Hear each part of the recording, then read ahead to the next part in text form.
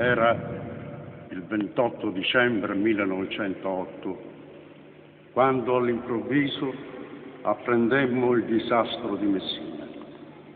Alle 11 ricevemmo l'ordine di prepararci alla partenza. Alle 8:30 del mattino la seconda compagnia, composta di 190 uomini, sbarcava a Messina. Gli uomini erano muniti di pale, di picconi e di pompe a mano. L'incendio, che all'alba ci era sembrato immenso, era in realtà di poca importanza. Ci accostammo al molo. Per lo spettacolo che offriva, il sangue mi si gelò nelle vene. Il molo era coperto di persone che agitavano berretti, fazzoletti e gridavano. Molti di maceria salivano fino al secondo piano delle case. Talvolta dei muri erano ancora in piedi, alti 2 a 3 piani, ma pieni di crepe. Qui si vedeva ancora un quadro appeso ad un chiodo, là uno specchio rotto. I muri non erano che un mucchio di pietre, di mattoni, di calcinacci.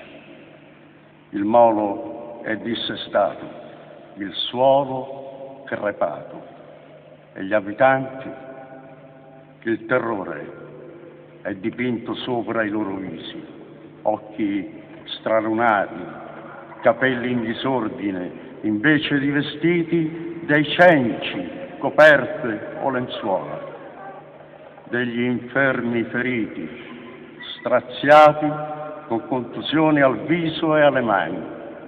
Era una sfilata interminabile di persone, ora silenziose, ora che si gettavano su di noi gridando e con le lacrime agli occhi. In pochi minuti i nostri marinai sono trascinati via.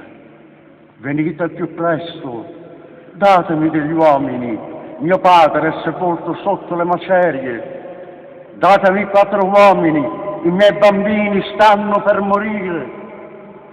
I capelli si rizzano in testa per l'orrore. Ma ecco altre grida.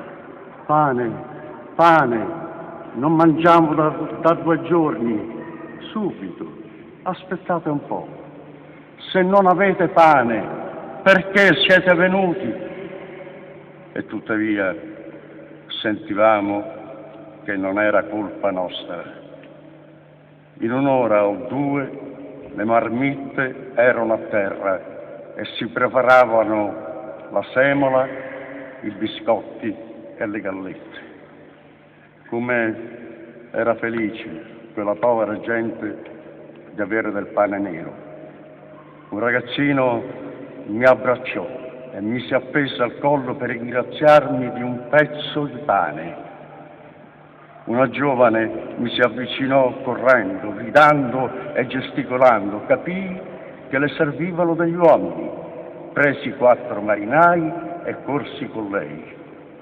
In capo ad alcuni istanti dovemmo abbandonare il molo e penetrare in una via laterale dove bisognava avanzare con precauzione, scavalcando le macerie. Infine ci trovammo sulle rovine di una casa. Tutta quella immensa costruzione era sprofondata fino al secondo piano. Alle grida di Rigoletta una voce debole rispondeva come un lamento.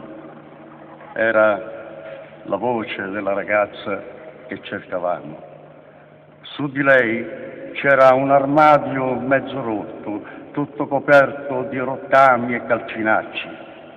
Fare a pezzi l'armadio sembrava un lavoro abbastanza facile, ma si rischiava di far cadere 2 ali di muro che tenevano appena e che erano sospese al di sopra di quell'armadio. Bisognò dapprima affrontare i muri. 4 marinai